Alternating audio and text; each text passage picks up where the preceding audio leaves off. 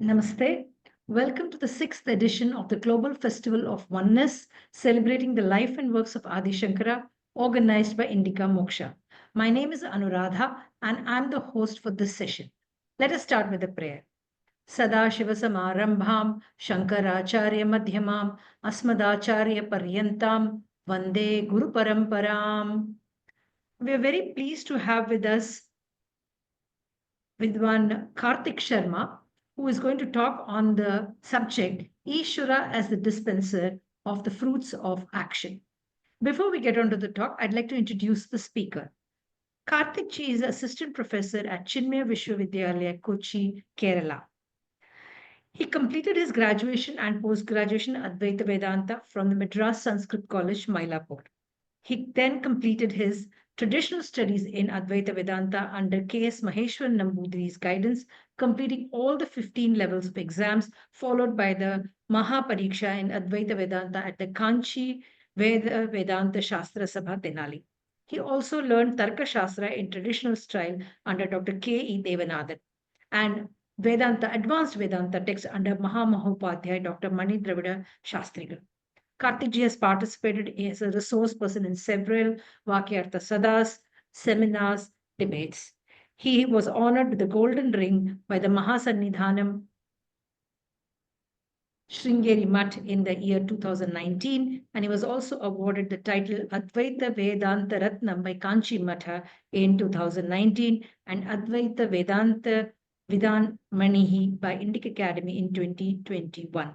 He was honored with the Vidyanidhi Puraskara by the Sringeri Mutt in 2022. Welcome, Karthik ji. Please go ahead with the talk. Gurur Brahma, Gurur Vishnu, Gurur Devo Maheshwara, Guru Sakshat Param Brahma, Tasmai Shri Gurave Namaha, Shri Gurubhyo Namaha. First of all, my humble pranams to all the participants who have joined in the session. And I also thank Indic Academy, especially Nitin ji, for this occasion, for giving me this opportunity to present this topic today.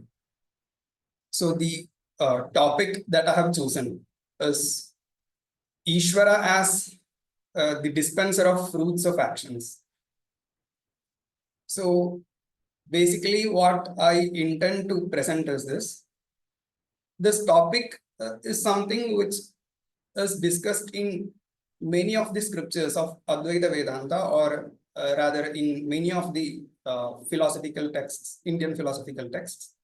But however, this specific discussion has happened in a very deep level in Brahmasūtra.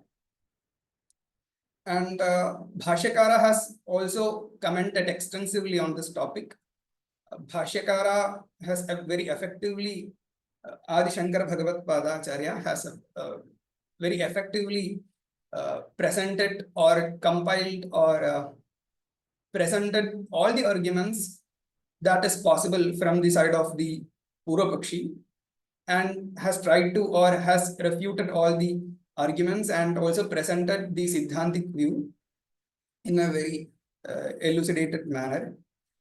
So I will be basically presenting the arguments or the discussions that has been presented in the Brahmasūtra Bhāṣya, in which happened in one of the chapters or in one of the adhikarana of the Brahmasūtras. So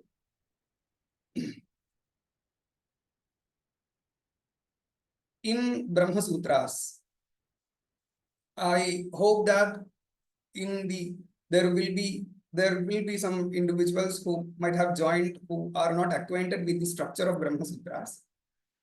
So see, in Brahmasūtras there are 4 adhyāyas, which are chapters, otherwise can be referred as chapters. So 4 chapters, so 4 main chapters. And in each chapter there are further subchapters, 4, and these subchapters are called 4 pādas.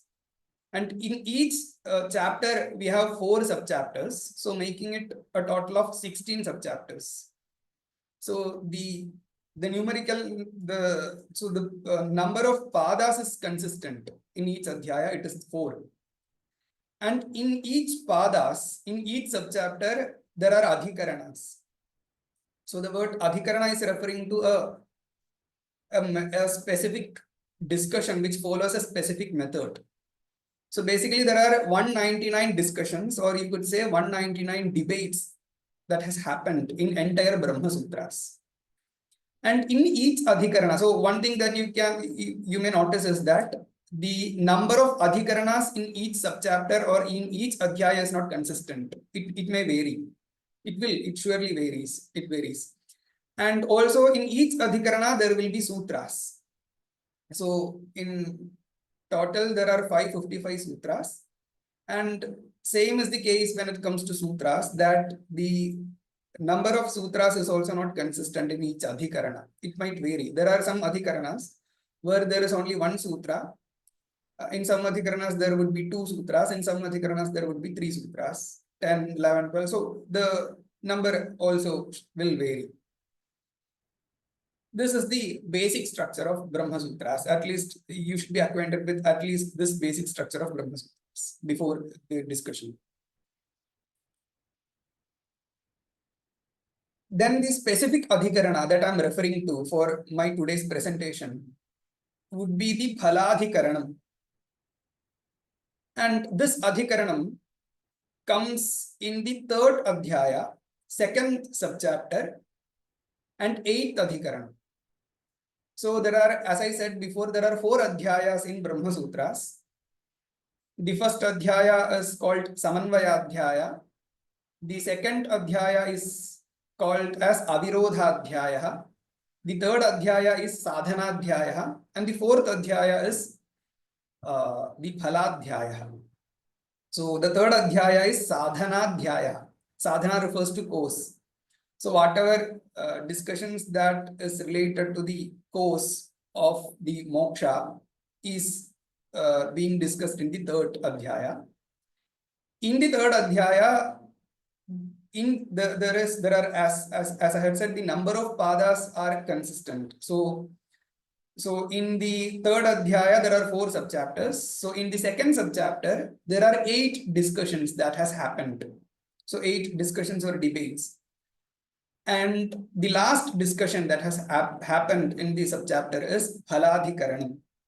And in this discussion, in this debate or in this adhikaranam, this topic was discussed, that who is the dispenser of the fruits of actions is a discussion that has happened in this adhikaranam. So even though I had when I tried to define what is an adhikaranam, I substituted the word adhikaranam with a word discussion or debate. But this substitution is not complete. So what we have to do is that, how do we define ourselves what is an adhikaranam? This is something that we have to know before the discussion. Because mere substitution of this Sanskrit word or this terminological word won't give you the complete understanding of what we actually mean by the word adhikaranam in this context. You may have an understanding of this word in different sense. For example, usually the word adhikaranam refers to substratum. If I say that a pot exists on the floor, then the floor becomes a substratum of the pot. And you can use the word adhikaranam to substitute the word substratum. So basically the adhikaranam would mean substratum in its general usage. However, in this specific context, when we use the word adhikaranam, we are not using it as a sense of substratum. This is one thing that you have to note. And second is that mere submission of the word adhikaranam by the word discussion or debate is also not complete.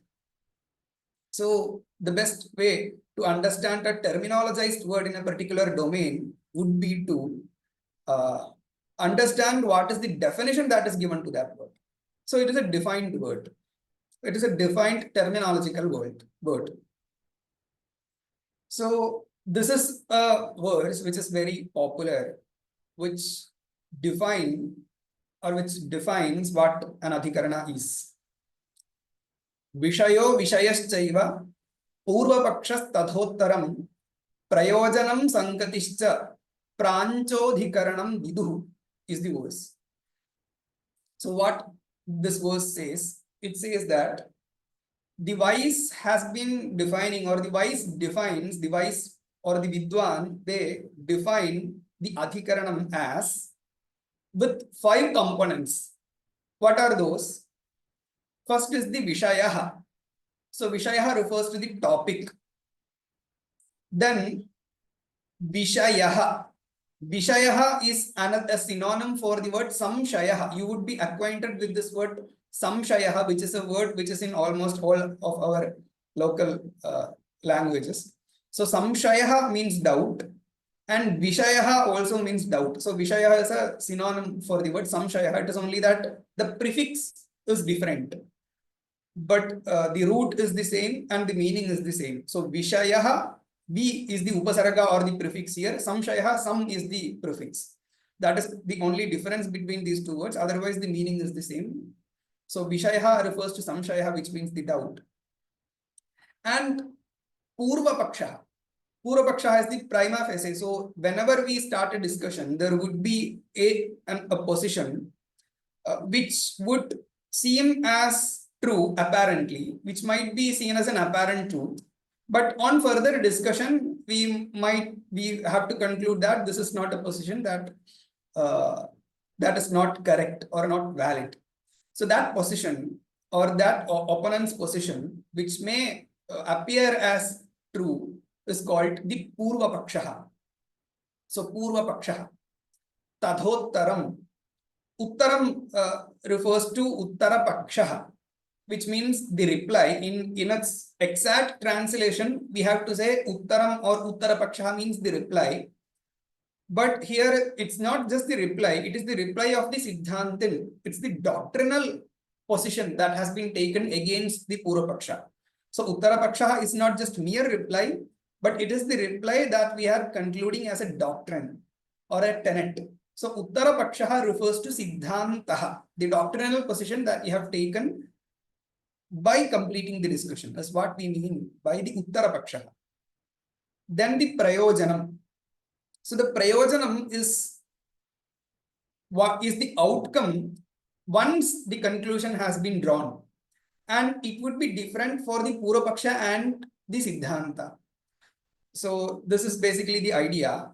Whenever there are two positions, two contradictory positions regards to something, then when we conclude a position among these two, the result of that conclusion would be different for both the opponent and the siddhanta. The purvapakshi opponent may have some usage by using that conclusion, and the siddhanti may have some other usage or some other purpose by making that conclusion.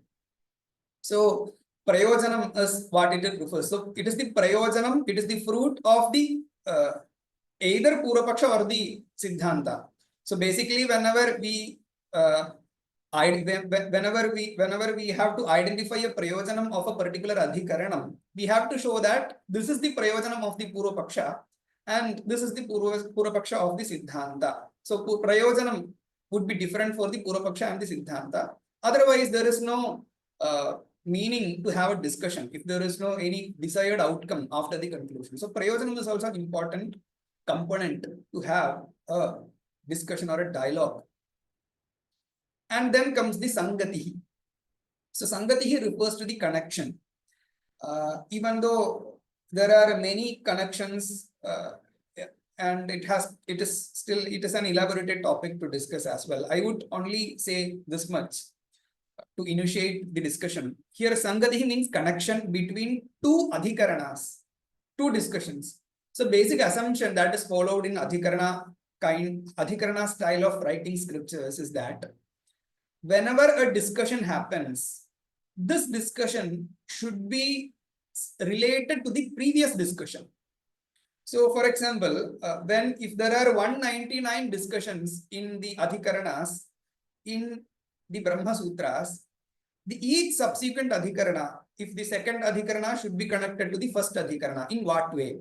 the third adhikarana should be connected to the second adhikarana in what way is something that the commentator has to say. So the sangatihi means the connection between one adhikarana with the previous adhikarana. So if we are in its general sense, we are assuming that we are substituting the adhikaranam with the word discussion. So every discussion that happens should be connected with the previous discussion. Every adhikarana should be somehow connected to the previous discussion. So that is called sangatihi or connection. So if you are having a discussion with all these 6 components, then that vicharaha, so the correct word is vicharaha. Adhikaranam refers to vicharaha. So vicharaha is the activity that you do to come to a conclusion when there is a doubt. So adhikarana refers to vicharaha with all these 6 components. So basically, we can say that in Brahmasūtras, there are 199 adhikaranas, which means that there are 191 vicharas, and each vichara has this 6 components. So this is the basic structure of an adhikarana, which is in the Brahmasūtras. And you could also note that this kind of writing the sutras in the form of adhikarana is also in the Uttara Mīmāmsa Sutra as well as the Pura Mīmāmsa Sutra. So among the Shat Astika Darshanas, Nyaya, Vaisheshika, Sankhya, Yoga, and Pura Mīmāmsa and Uttara Mīmāmsa. Pura Mīmāmsa refers to the Mīmāmsa Shastra. In general, it is even without that prefix without that adjective, we are using the word. If we use the word Mīmāmsa without the adjective, in general, it refers to the Pura Mīmāmsa. And Uttara Mīmāmsa is popularly referred to as Vedanta Shastram.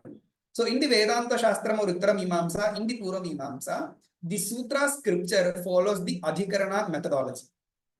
It is not followed in any of the other sutra scriptures. In the other 4 system of sutras, this method is not followed. So this is the structure of the adhikaranam. And today, so I am presenting the Phalādhikaraṇam, as I have said. But before going into the discussion, it is very much important that we have to know what are the basic assumptions that we will be using to have this discussion. So in this discussion, I won't present any arguments to prove that there exists something or someone called Īśvara. That this is a discussion that has already happened in Brahmasūtras. So I will have to initiate the discussion by assuming that there exists someone called Ishvara. So I won't be presenting any arguments to prove the existence of Ishvara. And the second assumption that we have to keep in mind is that Vedas are valid sources. So the validity of the Veda won't be questioned in this discussion. So this is not a dispute that is being taken for the discussion between the purvapaksha and siddhanta, because this is also something which has been concluded. Then one other important assumption that you have to keep in mind is that Vedas are the sources of dharma. This is also not disputed in this current discussion. So you have to accept that these are 3 axioms or at least assumptions with which that we have to initiate the discussion or the vichara. So as I said, any adhikarana will have 6 components, without which the vichara or the discussion cannot happen. So what is the vishaya or what is the topic that has been selected by the Badarayana Vyasa in this Phalādhikaraṇam? Vyasa, Bhagavan Badarayana Vyasa is considering all the statements in Upanishad which says about the dispenser of the fruits of the actions. And all the statements which talks about the dispenser of the fruits of action is considered or is taken for the discussion in this particular adhikarana. So in each adhikarana, one as I said, in each adhikarana there should be 6 components. And one other methodology, one other consistent methodological attribute of all adhikarana is that each and every adhikarana should objectify an Upanishadic statement or a Vedic statement. There is no any discussion which is disengaged with Veda.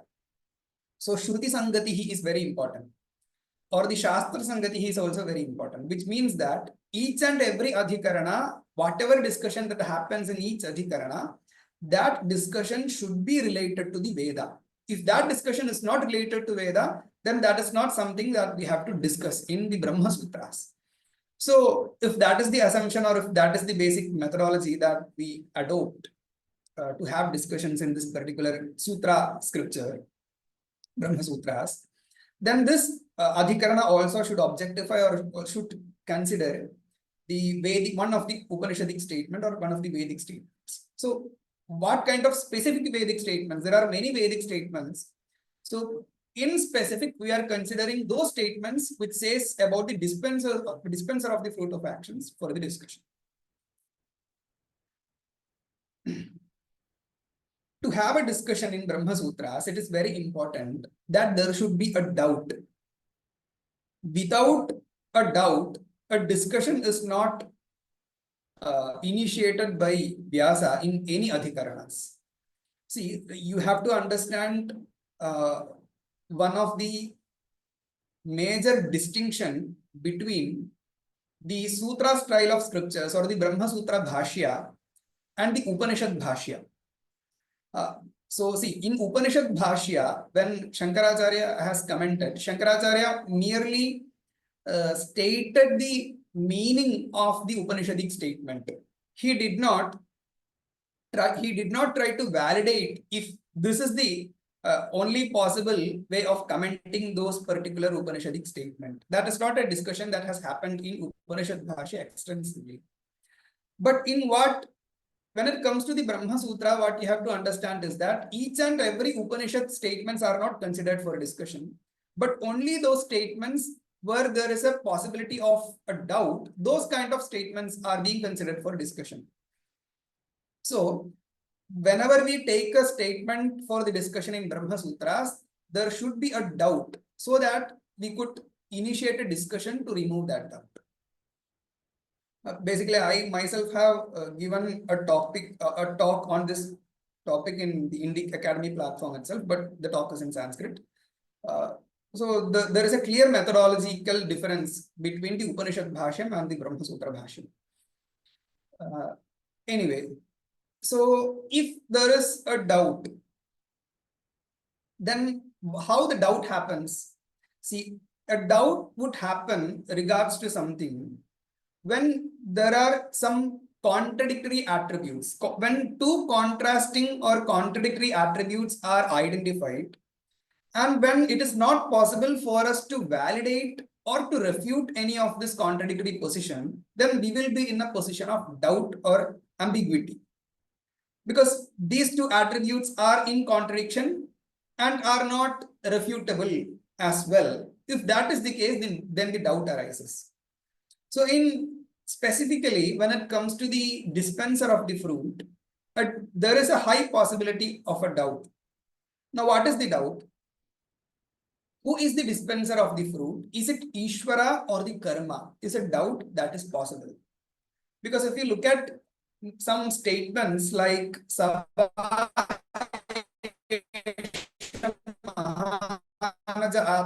Annado Vasudha, is that Īśvara is the one who gives you the fruits. Because the statement clearly says Vasudana Sava Esha Mahanaja Atma Annado Vasudana. So the Īśvara is great. He is Ajaha, without a birth.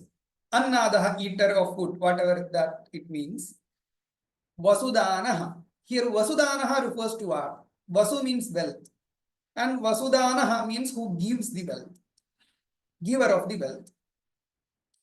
So this is what the statement says. So if you focus on the word Vasudanaha, it means that it is the Īśvara who gives us the wealth. And wealth is something which gives us pleasure. So one other assumption or one other thing that I have to present is that when I use the word fruit, you have to understand that I'm using the word fruit as a substitute for the Sanskrit word phalam.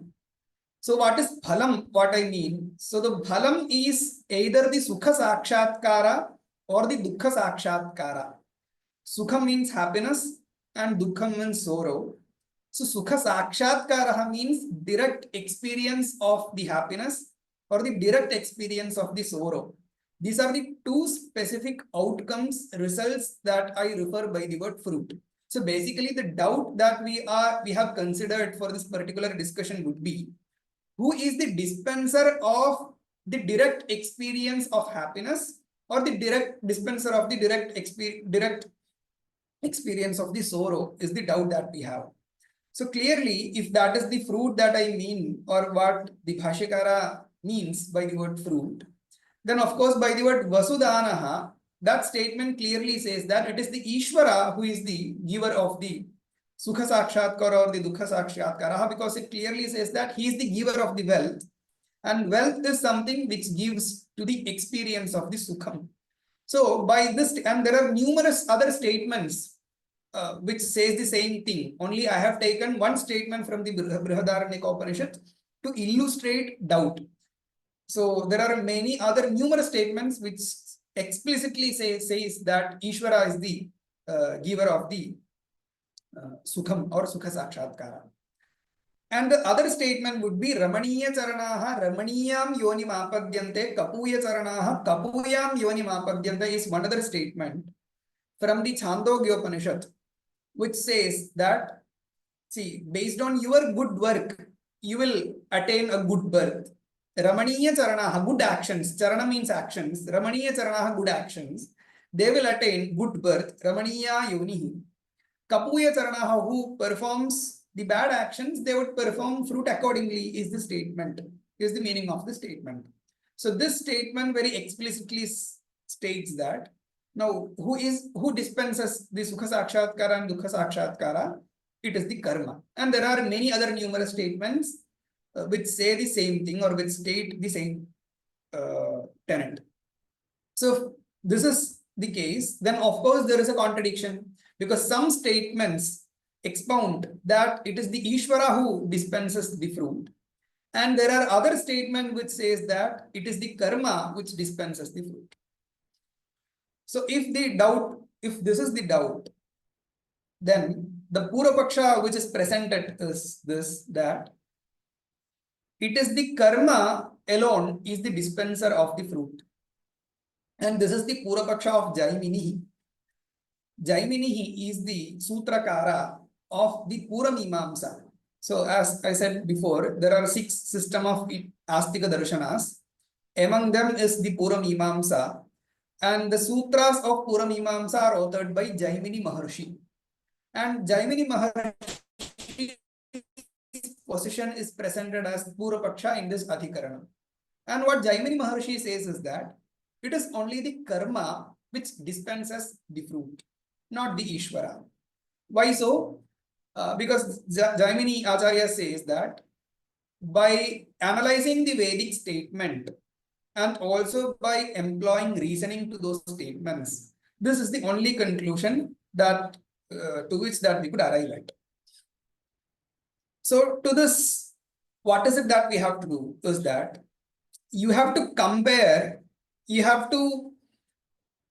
certain Vedic statement with some general statements that we have in our worldly transactions or worldly verbal transactions, and we have to arrive at some linguistical conclusions, and based on that we could arrive at the conclusion that it is only the karma which dispenses the fruit of the action.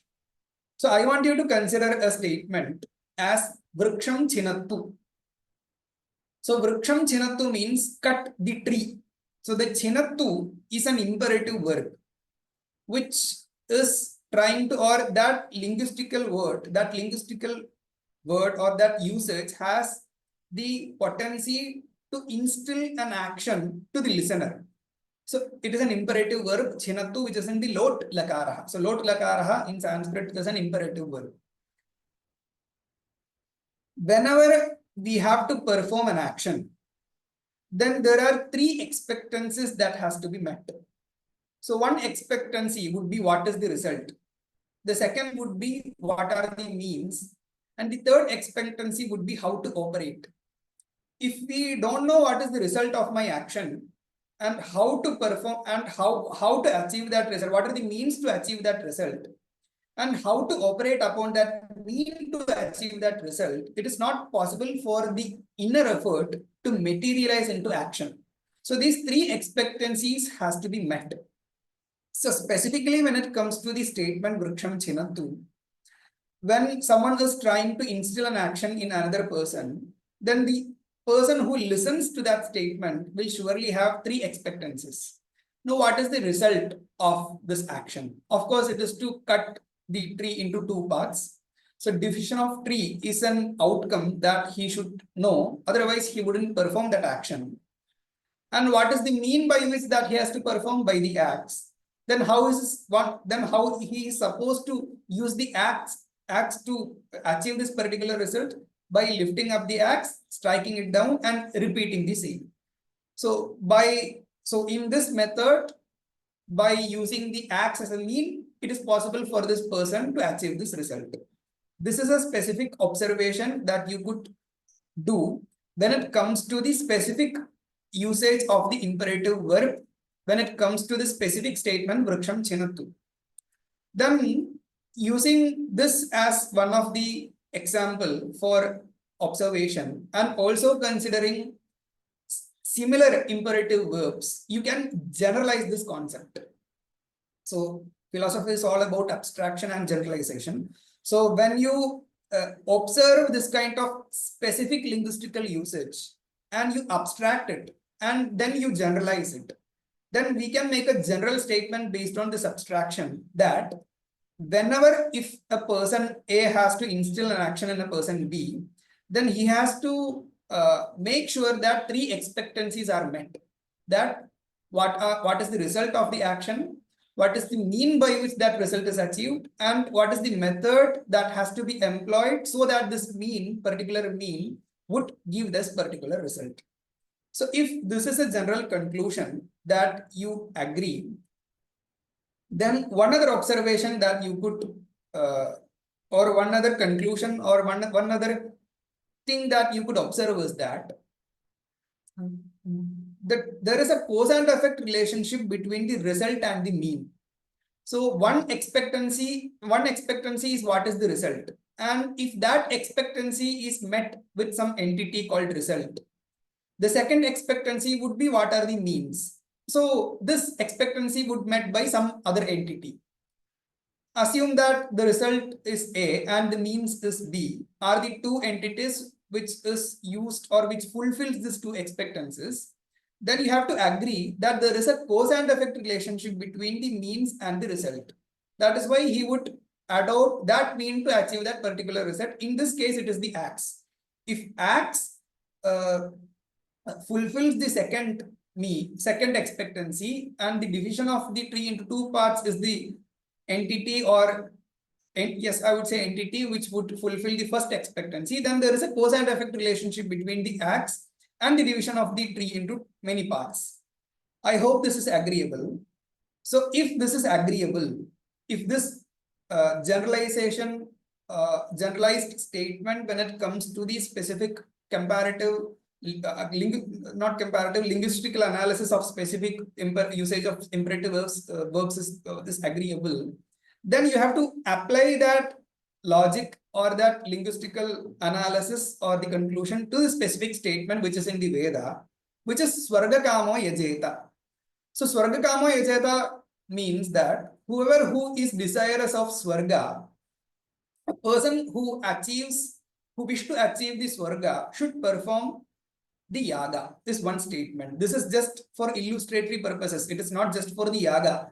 By the word yaga, you can take any dharma, the purvapakṣa, the sandhyavandanam, the annadanam, whatever dharma that is injected in Veda should be considered, not just the yaga. It is not just about the theological actions that we mean, but theological actions are only used for illustrative purposes to make this conclusion. So whatever there is, so there are many imperative verbs which you can observe in Vedas, which states that for this particular outcome, for this particular output, outcome result, you can perform this action.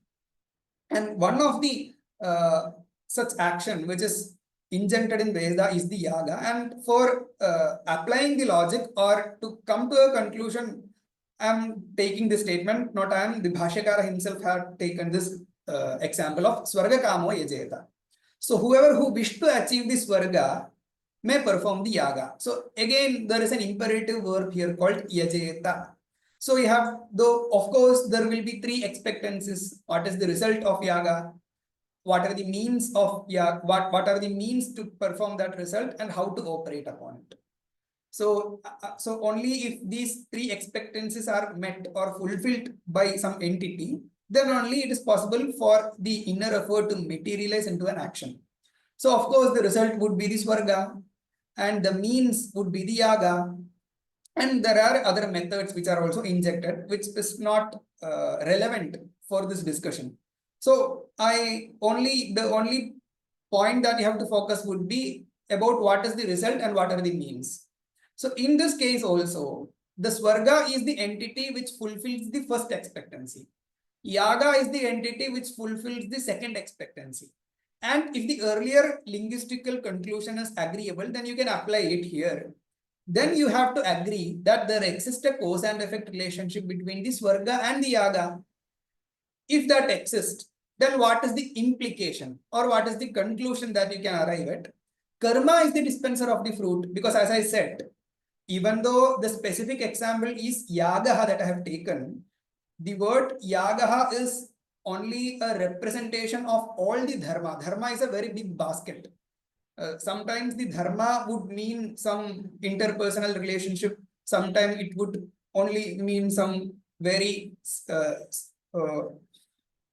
some rituals. Sometimes it would mean many other social services like vapi, pupa, tadagadi, nirmanam, many things. Dharma could mean anything. So all these dharmas are to be considered as the karma here. So karma is the dispenser of a fruit. This is a conclusion of their particular fruits, is some conclusion that you could arrive at by this linguistical analysis. So this is the conclusion that the purvapakshi arrives at. But there is a question to this objection. How can karma be the dispenser of the fruits of action? This is a challenge, or this is an objection which is done against the purvapakshi from the siddhanti side.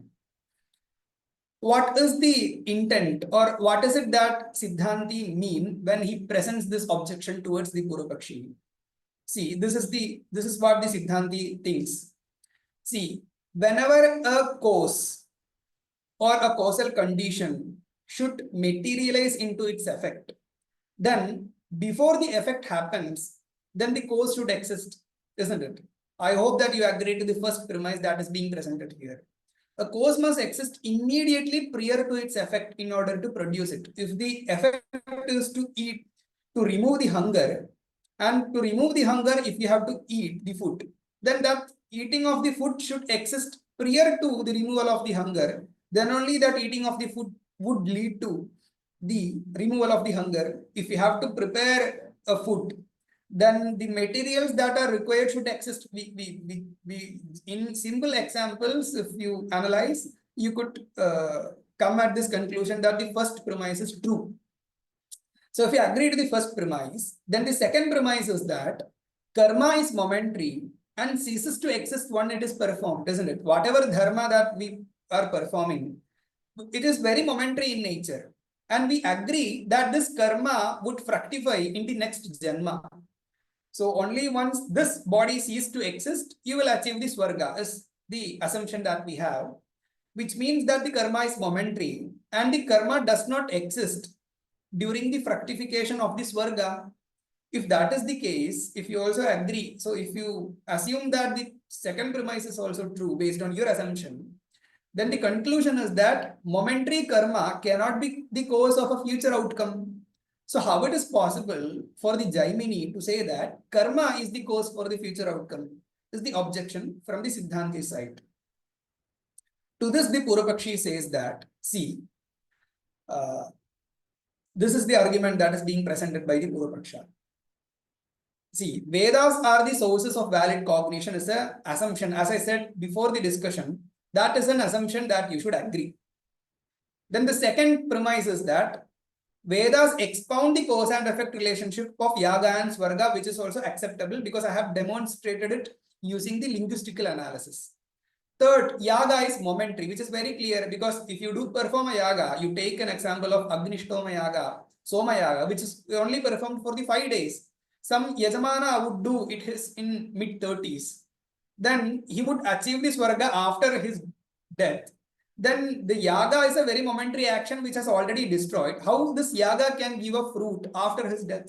Not just the yaga, the paropakara, the annadanam, the dhanadanam, or the other dharma that you may have performed. It is a very momentary action. How it is possible that the paropakara would lead to the swarga in the next janma? It is a very momentary action. So the third premise is well validated. The fourth premise is that an established causal relationship between a momentary cause and a distant result requires an intermediate cause.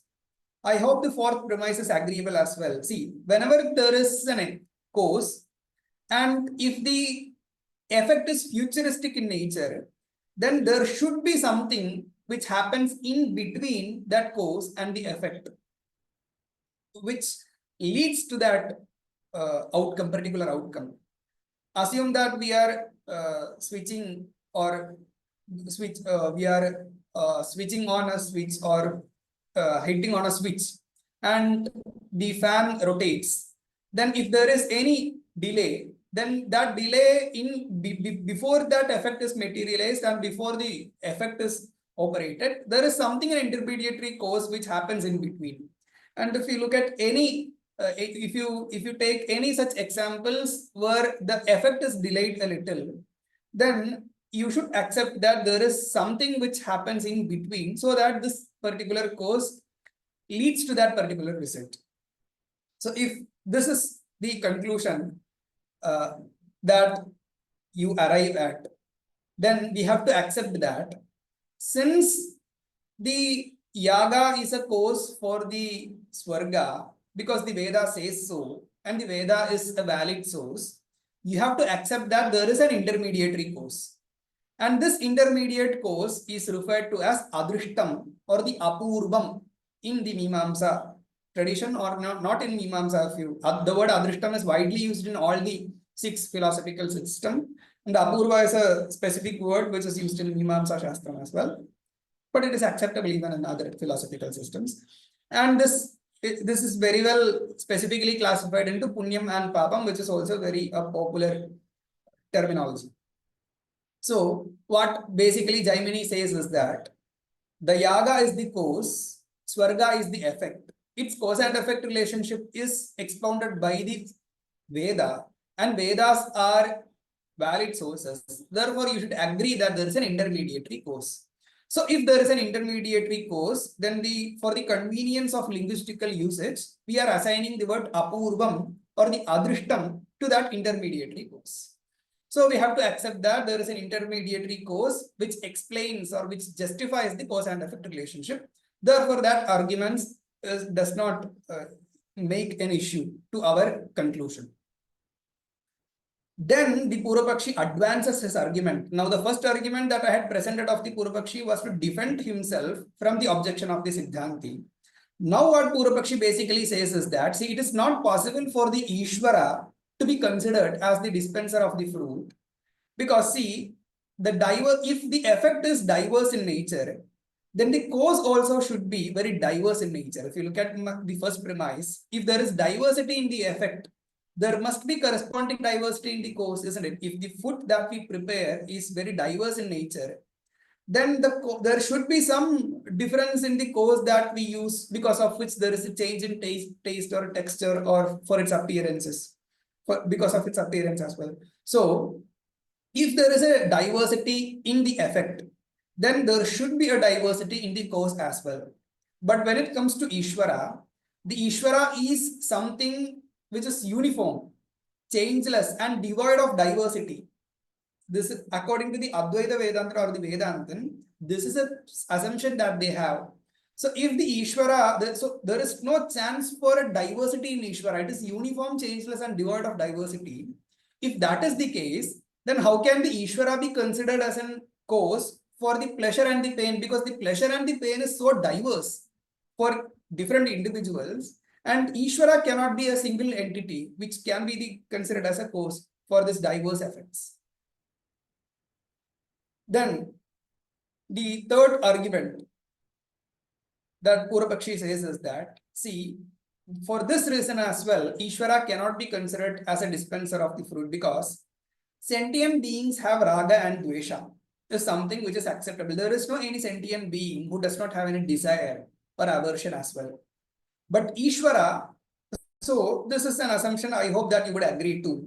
And Īśvara is a sentient being. So Īśvara is a sentient being, then you have to accept that Īśvara must have the raga and dvesha. So if the Īśvara has the raga and dvesha, then he would be partial and cruel as well. See, partiality is when we give fruits in favor of someone who is very dear to us or who is very near to us. So since the Īśvara is also desirous of something, then he would do partiality to someone to whom he has more love. So it is possible that Īśvara would be partial and also the cruel in nature as well. If Īśvara is not happy about someone, then Īśvara might give more pain to that person, because this is what happens in our individual relationships between the sentient beings. So Īśvara is also a sentient being. So this should happen with Īśvara as well, is the conclusion or is the objection that is being raised by the purvapakṣa towards the siddhanti, if you accept the Īśvara as the dispenser of the fruit.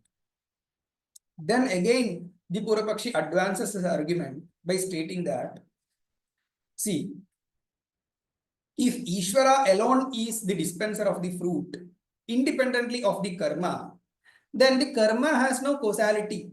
The causality of karma cannot be justified, because Īśvara is independent in dispensing the fruit, which means that Īśvara does not require the karma, which means that in the causal conditions which is required to materialize the effect, dharma is not a member. So one thing that I have to specify is that when I use the word, or when the Shastrakara uses the word karma in this particular context, it is referring to the dharma. So the point is that the karma is used as a common noun, but in particular context, it becomes a proper noun. So even though karma means in general action, but in this particular context, when we use the word karma, it is used as a proper noun to refer to only the dharma. Dharma means those actions which are engendered by the Veda, or the other scriptures which follows the Veda, or Shishtachara which follows the Veda. This is the dharma. So if Īśvara independently dispenses the fruits, then what is the use of dharma? Dharma is not a causal member. It does not have any causal power at all. So if karma has no causal power or no causality, then it is not necessary for us to perform the karma. If that is the case, so if the karma is unnecessary, it is not a member of the causal condition which is required to materialize the fruit, then what is the conclusion? Accepting Īśvara as the sole dispenser of results would make karma anusthana futile. Karma anusthana, the performance of karma, would be futile, would be useless.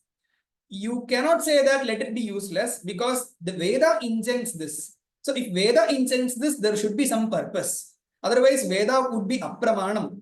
So the conclusion that I draw is something which is not desirable for you. So you have to accept my position to validate the Vedic statements that it is the karma which dispenses the fruit, but not the Īśvara. And the entire purvapaksha that I have so far presented is codified in the sutra Dharmam Jaimini Rata Eva. So as I said, each adhikarana contains sutras, and this particular adhikarana that we are discussing now is the Phalādhikaraṇam, and in this adhikaranam there are 4 sutras. Phalamata upapattehe Shrutatvacha Dharman Jaimini Rata Eva Purvam tu Badarayano Hetu Vyapadeshat. These are the 4 sutras which is in this Adhikaranam. And the entire arguments of purvapakshi that I have presented so far is codified in the 3rd sutram, which is Dharmam Jaimini Rata Eva. Jaimini he consider the dharma as the dispenser of the fruits. This is the purvapaksha sutra. What are the logic or what is the reason that Jaimini presents? The Vedic statements and also the employment of reasoning to those Vedic statements. So basically, in some adhikarana starts with purvapaksha and ends with siddhanta. But this is a very particular adhikarana among the other very specific adhikaranas, where the adhikarana starts with the siddhanta, then in between the purvapaksha is presented, then the final conclusion is being done from the siddhantic point of view. So the 3rd sutra is the purvapaksha sutra. The other 3 sutras are siddhanta sutras. So entire argument that I have presented so far is under this sutra, Dharman Jaimin Ata Eva. You can refer to the Śaṅkara-bhāṣyam for all the arguments that I have presented so far. Then the Siddhanti replies, this is the refutation that has been done by the Śaṅkarācārya in this Adhikaranam. So this is the first premise. See, for any insentient being, it is not possible for that entity to materialize its fruits without the governance of a sentient being. Any entity, if it is non-sentient, whether if it is a robot or anything, or a car or driverless car, anything that you take, there should be some action. It should precede an action of a sentient being, directly or indirectly. So without the action of a sentient being as a member of the causal condition, no sentient being can materialize an action. So if this first premise is acceptable, and if you also agree the second premise, which is karma is insentient, I hope there wouldn't be any dispute on the second premise.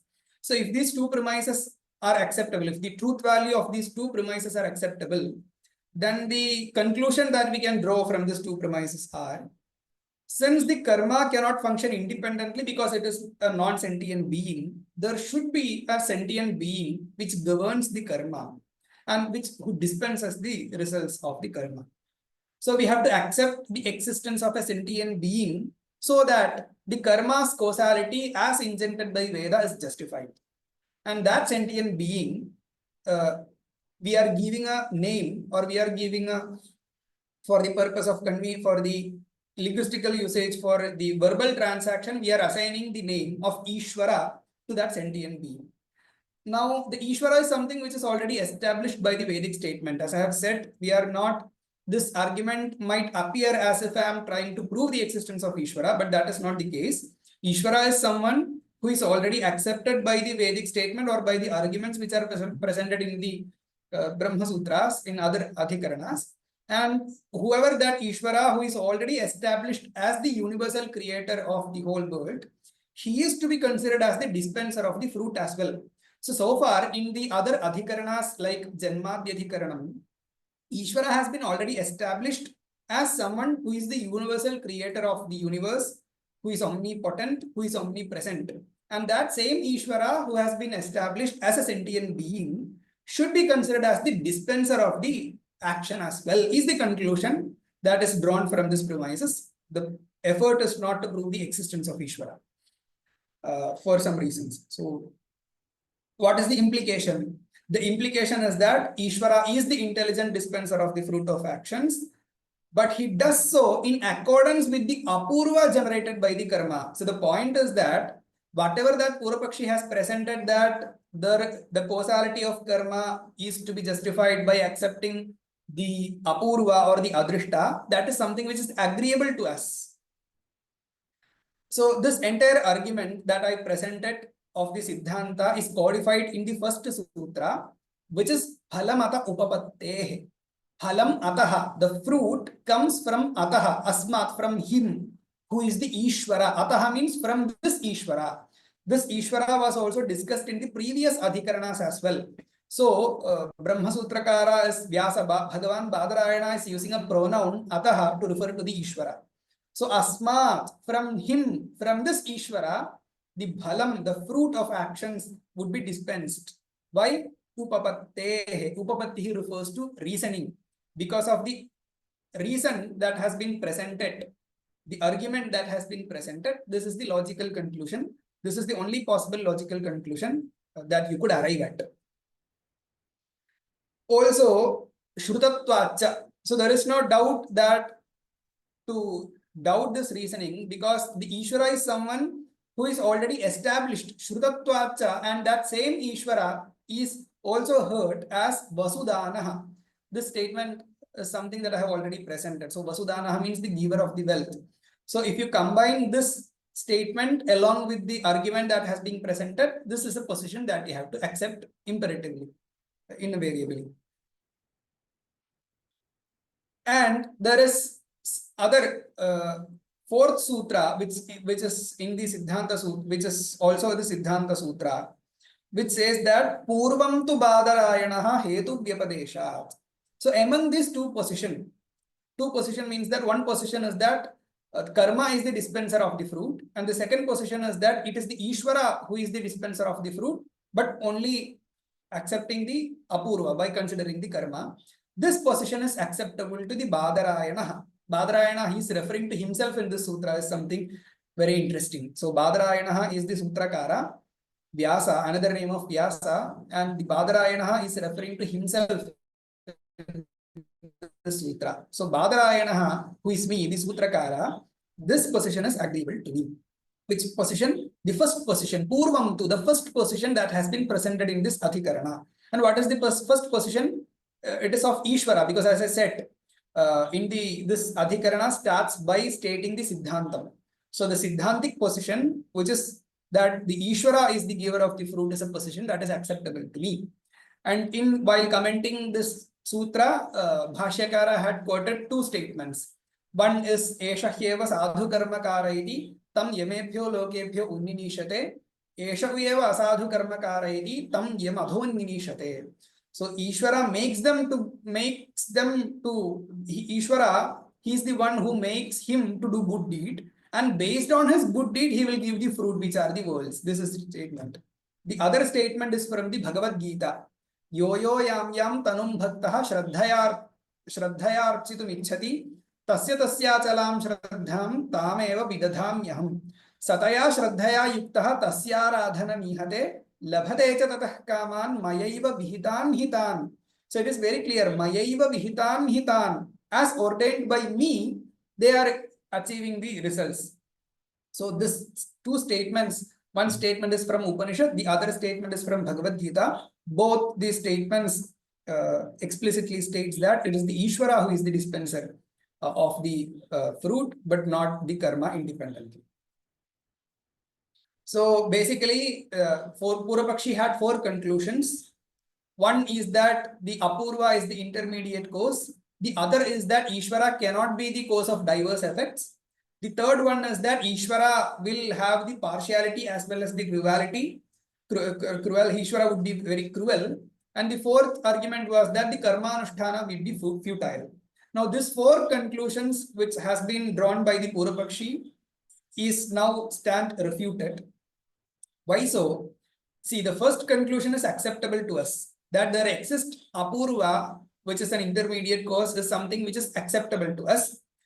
But the second, third, and the fourth conclusions are not acceptable to us, and these objections are now addressed very well, because see, it is true that the premise is agreeable, but however the conclusion is not agreeable. It is true that for the effect to be diverse, the cause also should be diverse. I accept that. That is why, even though the Īśvara is uniform, Īśvara is changeless, but the karma that is considered or taken by the Īśvara to give the fruit is diverse in nature. Therefore, Īśvara, by considering the diverse karma, based on that karma, Īśvara is dispensing the fruit. Therefore, there is diversity in the causal condition as well.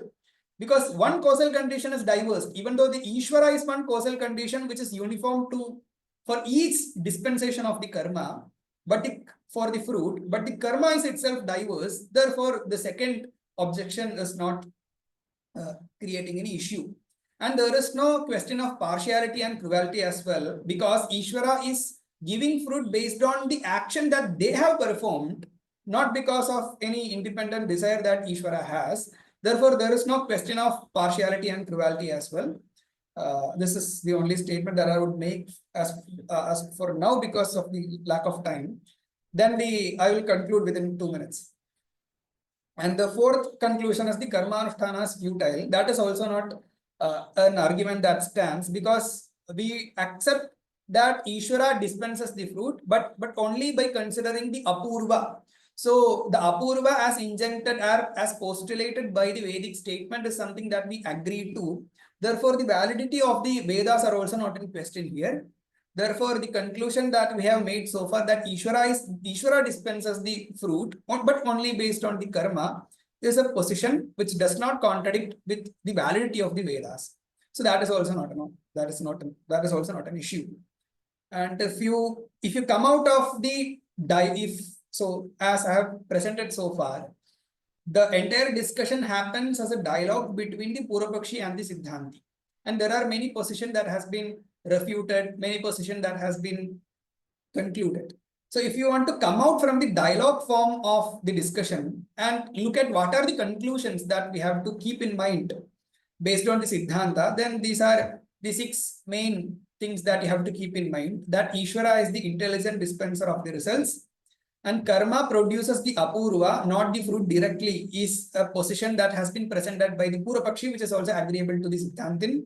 Therefore, the purvapakshi said that apurva acts as an intermediate cause between dharma and yaga, which is also acceptable to us. Īśvara dispenses the fruit based on an apurva is a modification that has been done for the purvapakshi's position. Therefore, we can make the strong comment or the conclusion that it is not an arbitrary action of the Īśvara, and it is a just action because only based on their own karma that Īśvara dispenses the fruit. And therefore, the partiality and the cruelty is also not an objection that someone can raise or someone can object when it comes to the Īśvara's dispensation of the fruit as well. So I will conclude my talk with this. Thank you once again for this opportunity. Thank you.